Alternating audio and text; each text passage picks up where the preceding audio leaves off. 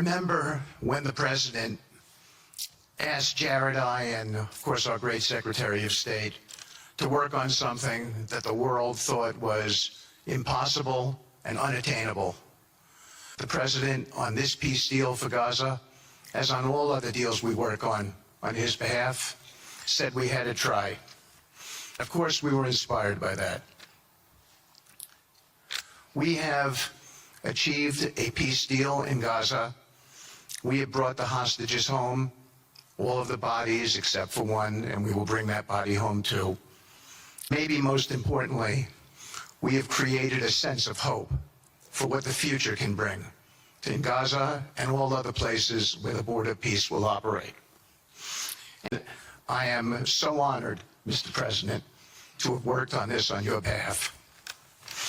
I'd like to thank some people here who are here with us tonight who have done so much, done indispensable work to bring this deal together. Sheikh Mohammed, my good friend from Qatar, and Ali Al-Tawadi, Hakan, Fidan, and Ibrahim, General Hassan, and Foreign Minister Badr Abdulati, and of course, President Sisi, Prime Minister Netanyahu, former Special Envoy Ron Dermer, and Michael Eisenberg for all that they did. I would also like to thank our core working group and members of the Board of Peace who have been working nonstop on behalf of this incredible, noble effort, around the clock for months on end, sacrificing time with their families and their own personal lives because they believe in the mission and the vision that the President has set out for us. I'd also like to thank, those people include Tony Blair, Yakir Gabay, Josh Grunbaum, Aryeh Lightstone, Laurent Tankman, Admiral Cooper, General Frank, and I probably have forgotten some along the way. Then, perhaps most importantly, I want to thank our administration. We have an incredible team. It's amazing to work for this administration. I think you see the results that we get on behalf of the President because he inspires us so much. I'd like to thank the Vice President of the United States, J.D. Vance, for all of his help and guidance, our Treasury Secretary, of course, the Secretary of State, who we work hand in glove with, and a special thanks to our Chief of Staff, Susie Wiles, who is always available to us for consultation, for steering, and for all else that she does. Thank you.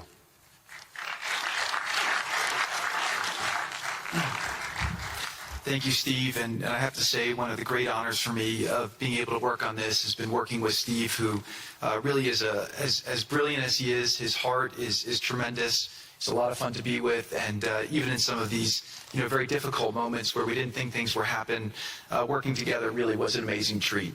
I'm going to go now today just through a couple quick slides just to show you the progress that's been made in the last couple months. It was just over 100 days ago that we got the final deal done, and everyone was celebrating and joyous about the hostages coming home and the end to this long war that nobody thought was possible. And Steve and I were panicking, saying, what do we do next? How do you implement peace? As you guys know, peace is a different deal than a business deal because you're changing a mindset. In Israel, there was 2 years of very intense war. For the people in Gaza, there was more than just 2 years of war. They had 20 years of hopelessness being ruled by a terrorist organization. For the people in the Middle East, their hearts were pulled by this. Throughout the entire world, it really was weighing on us. So we needed to think about, what do we do next? How do we change the habits? How do we change the behaviors? We really got to work right away. And with the team that Steve thanked, including the White House team and the team, the volunteers, it's really been an incredible effort, very entrepreneurial. We really did it in the way. I've been working now with President Trump for 10 years on politics. And what continues to amaze me is that he always takes a first principles approach and says, what's the most optimal outcome? Aim for that. Whereas politicians are always focused on the downside or what could go wrong or how to make it a little bit better. He always says, aim for the best possible and do your best to get there. If everyone thinks it's impossible, that's even more reason why you should aim for it. So really thank you for the leadership and the inspiration for doing this. I think you'll see today we've achieved more than thought was possible. Our ambition is still to go for something, I think, better than most people think is possible as well. We want to take these people. 85% of the aid of Gaza, 85% of the GDP of Gaza has been aid for a long time. That's not sustainable. It doesn't give these people dignity. It doesn't give them hope. We want to use free market economy principles. A lot of what President Trump spoke about that he's doing in America, we want to bring the same mindset, the same approach to a place like Gaza to give these people the ability to thrive and have a good life. Let's see. So on the aid, I mentioned the UN. So now people are talking about famine. 100% of the food needs are met, and that's been overabundance. The cost of goods have gone down tremendously. Over 55,000 trucks have gone in, and over 1.4 million pounds. So it's been the largest humanitarian effort done into a war zone that anyone's been able to tell us about. This really has been a great joint effort that everyone's been able to do, and so it's a great thing. We all just heard from Ali. We have been so impressed. Steve and I were speaking to him and the entire committee. Such bravery of these people to step up. And we've worked with the Palestinian Authority, who's been helping us as well. This committee is the first time it's a technocratic, apolitical committee. I really want to thank the Arab partners for helping us select the right people to do this. We just need to believe in them and support them. I put this up here. It's probably a little too small for me to read, but this is really important if you saw the mission statement. So Hamas's mission statement was, we need to destroy the state of Israel. That has not worked well for the people, as we've seen. Their mission statement is, we are committed to establishing security, restoring the essential services that form the bedrock of human dignity, such electricity, water, healthcare, and education, as well as cultivating a society rooted in peace, democracy, and justice, operating with the highest standards of integrity, transparency. So these are the basic things. Their goal is to have peace and to help their people, which is an obvious mission statement for a government, but actually fairly novel for Gaza.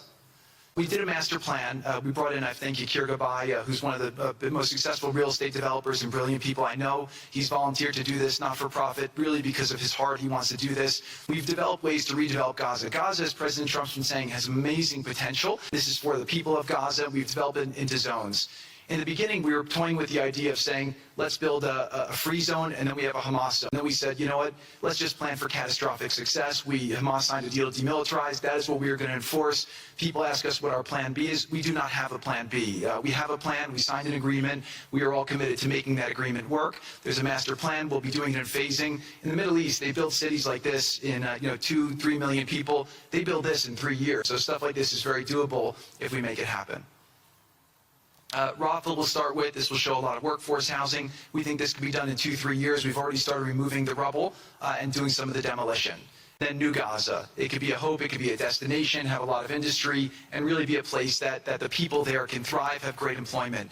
Once this starts going, we think there should be 100% full employment and opportunity for everybody there.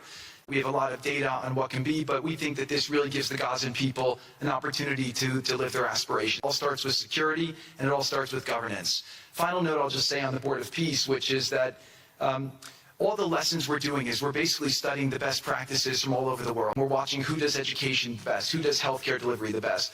All of these things it's not secret IP. All this is IP that the Board of Peace is going to make public, and we want to encourage all the countries to be able to follow these best practices. A lot of the things that President Trump is doing in America, if they're working, we should all be copying them. If we find what's working in other countries, we should be copying them too. So what the Board of Peace will have the ability to do if we're successful with Gaza is really show how do you do peace implementation, which is something that when we got this deal done, we didn't really find too much expertise or know-how on how to do it. So as we're creating this system, hopefully it's something that we can just document these learnings and make them available to all else who want to use them in the future.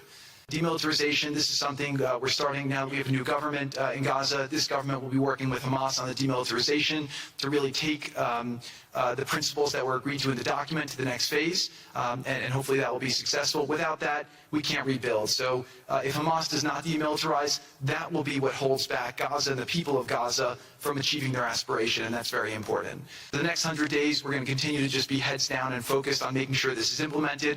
We continue to be focused on humanitarian aid, humanitarian shelter, but then creating the conditions to move forward. So thank you. Final point I'll just make is This is really only possible because of the work of so many people and President Trump's great leadership. But a lot of you have been asking, how can we help? So the countries have all been incredibly generous. We'll be doing the first conference where we'll announce a lot of the contributions that will be made in a couple weeks in Washington. From the private sector, there'll be amazing investment opportunities. I know it's a little risky to be investing in a place like this, but we need you to come, take faith, invest in the people, try to be a part of it. And then finally, I'll just talk to people on the media and on the social media, which is, this deal only happened because we worked with Israel, we worked with Turkey, we worked with Qatar, we worked with Saudi, we worked with Egypt. I mean, everyone worked together. We worked with UAE. We all worked together to make this happen. I see a lot of people trying to escalate, criticizing Israel or Israelis criticizing Turkey or Qatar. Just calm down for 30 days. I think that the war's over. Let's do our best to try working together. Our goal here is peace between Israel and the Palestinian people. Everyone wants to live peacefully. Everyone wants to live with dignity. Let's put our efforts towards promoting those who are doing the work to build this up, like Ali and his committee. Let's focus on the positive stories, and let's just calm down, turn a new chapter. If we believe that peace is possible, then peace really can be possible. So we're going to continue to work every day. We need all of your help to do it. Again, I just really want to thank President Trump for his leadership in doing this. This would not have been possible without your commitment to this. Everyone thought it was impossible to end this war. You never gave up. You never stopped. Every time there was a setback, you told us to try harder. You gave us different ideas. You've made several impossible things happen just in Gaza to date, and no reason why we shouldn't be able to make even more impossible things happen. So really thank you for your amazing leadership.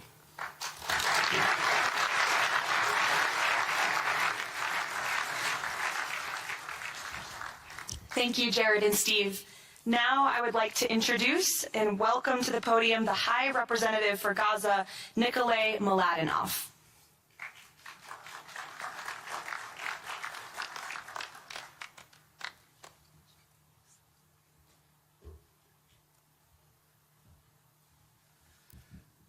Mr. President, it's a great honor and a massive responsibility for me, for my team, for all of us to be here with you to begin this journey.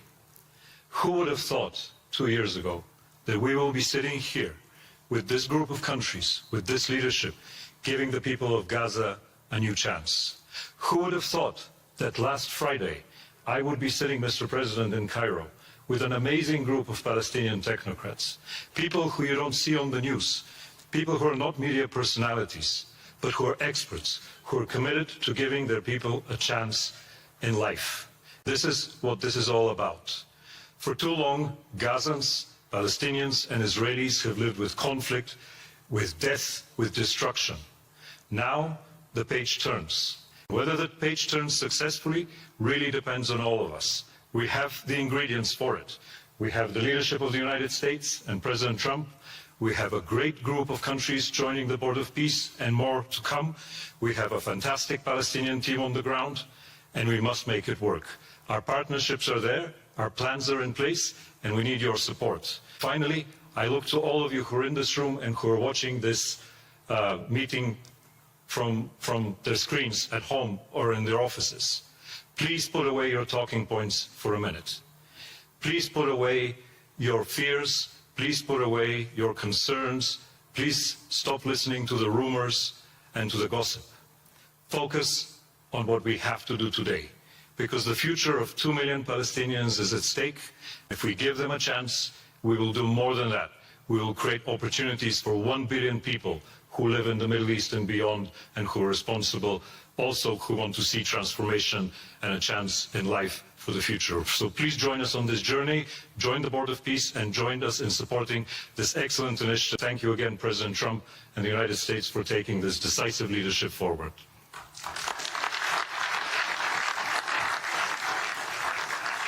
Thank you.